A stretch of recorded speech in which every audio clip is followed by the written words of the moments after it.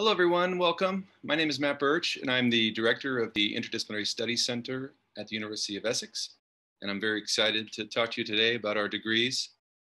The plan for today is to cover a few issues in 5 different sections. So first of all, I want to answer the question that might be on some of your minds. What exactly are interdisciplinary degrees? Secondly, how practical are they? Third, which students prefer them? What kind of students like degrees that are interdisciplinary? What are the degree structures and assessments like in interdisciplinary studies? And then I'm going to give a taster lecture that I've designed in an effort to basically touch on issues that I hope would interest anyone who's interested in any of the 5 degrees that we offer at the Interdisciplinary Studies Center. So here we go. Let's start with number 1. What are interdisciplinary degrees? Well, it's easy to explain this, I think, by starting with an example. So probably many of you have heard of PPE, philosophy, politics, and economics. And that's not a degree that we offer here, but I'm starting with it because it's familiar. People often say, this is the degree that rules Britain. And why do they say that? Well, because this particular degree is really overrepresented among people who work in government.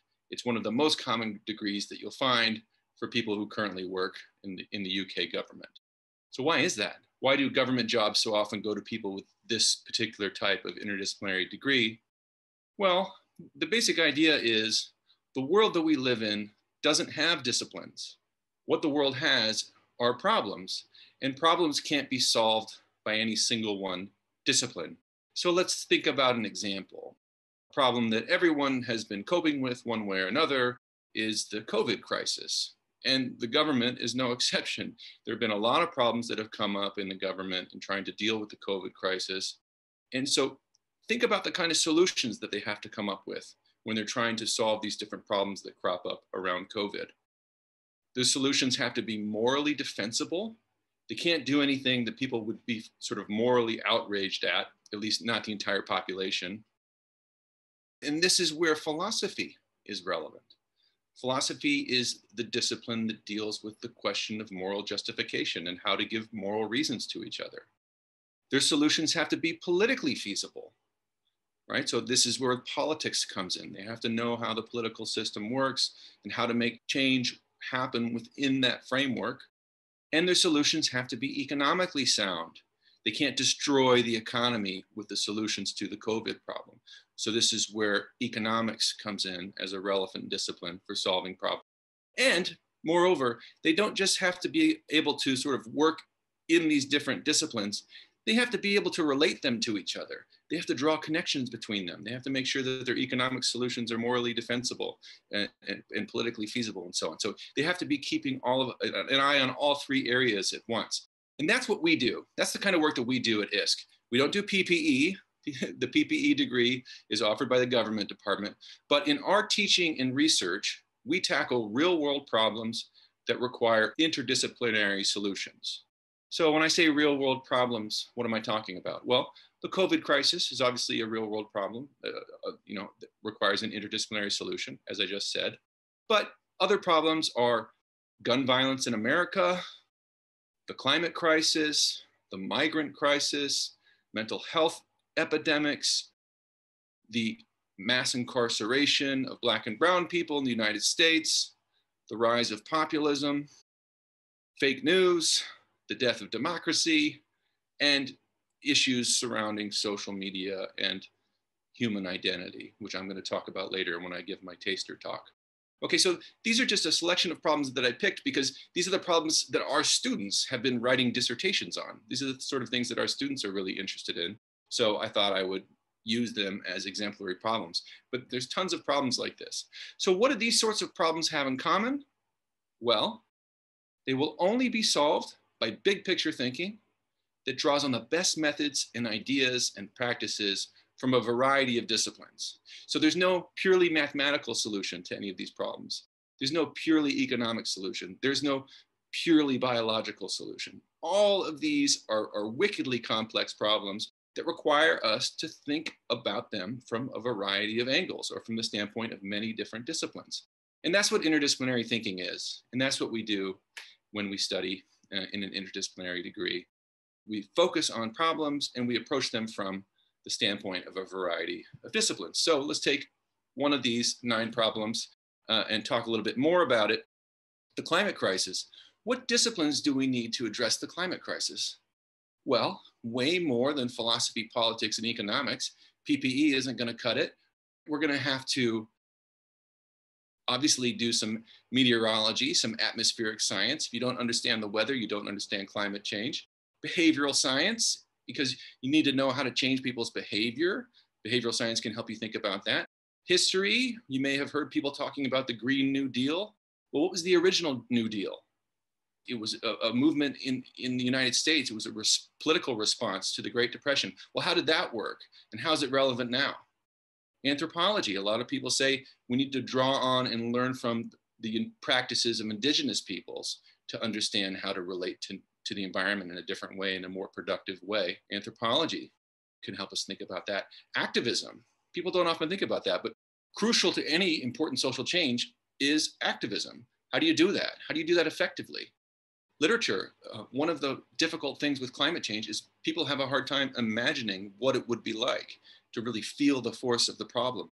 Well, literary depictions of climate change can do that for us. The arts, right? They can intervene practically and motivate people to make changes and also help them imagine the future that's headed our way.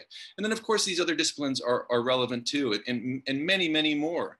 Climate change is a complex, wicked problem. We need to bring all of our best tools and all of our best resources to bear on it. And there's no one single discipline that could help us think through it. And again, we don't just need to engage in these different disciplines when thinking about climate change. We have to be able to make connections between them. And again, we don't just focus in on one particular problem when we're studying these sorts of issues, but we also want to see the connections between those problems. And this is the sort of thing that I see our students with their interdisciplinary approach to their education doing time and again. They're pursuing the problems that are most interesting to them, making connections between those problems, and pursuing the disciplines that are most interesting to them and making connections between them. Okay, so by focusing on real world problems, our students are challenged to grow intellectually and morally. They are engaged in the things that they most care about. They don't have to do things that they find utterly boring just because it's something that you have to do in some given discipline. They do the things that they're most interested in doing. And again, this inspires them to make connections between the different things that they study and to seek connections and common solutions to the problems that they're interested in. Okay, so these are our degrees. We offer 5 degrees at the Interdisciplinary Studies Center, and all of them share that interdisciplinary approach in common. So if you study with us, you could pursue a BA in liberal arts or global studies, American studies, social change, or European studies. I can't go into detail about every single one of them today because I'm presenting the center as a whole to you, but you can definitely follow up with the directors of these different degrees with specific questions. We would all be happy to answer them. I'm the director of the BA Liberal Arts, by the way. Okay, and these are the other directors. I'm going to give you their emails at the end of my talk. So I started by comparing what we do in ISC to what they do in PPE, and I wanted to finish by saying what's really unique about us. So I've already highlighted that a little bit because when you study with us, you can study any discipline and any problem that really interests you. So studying with us is really driven by student interest. We're very, very student-centered. But a couple of other things that I think are worth mentioning that's unique about us is that those of us who make up the center, we all do interdisciplinary research. So we know firsthand what it's like to bring different disciplines together to solve problems that can't be tackled from the perspective of a single discipline. So we do interdisciplinary work. And I think that that's really helpful when it comes to teaching students how to do it in their own research and in their own study. My impression is that our students really value it quite a bit. And another thing that's unique about what we offer is that we have these core modules that are themselves interdisciplinary. And that's not something that you'll find in other departments. So within the very same module, you'll be drawing on resources from sociology, literature, philosophy, psychology, the arts. So the idea is that within a single module, you'll be doing this kind of interdisciplinary work. And that gives us an opportunity to really give students this kind of hands-on education in how to do this kind of thinking. And that's not something that you can find in other departments.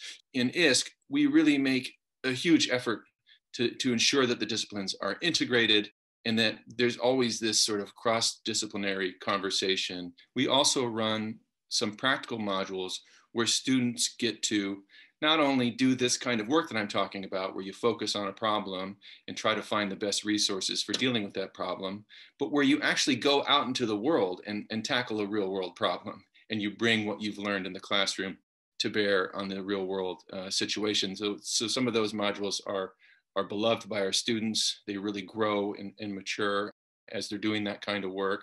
And I'd be happy to talk to you about those as well. So what I want you to do right now is to ask yourself, why would I want to study one discipline when I live in a world that has problems, not disciplines? I'm not saying you don't. Maybe you do want to study just one discipline. Maybe you found your one passion and that's the thing that you want to dedicate all your time and energy to for the next 3 years. But if that's not you, why would you want to study just one discipline when you live in a world with problems, not disciplines?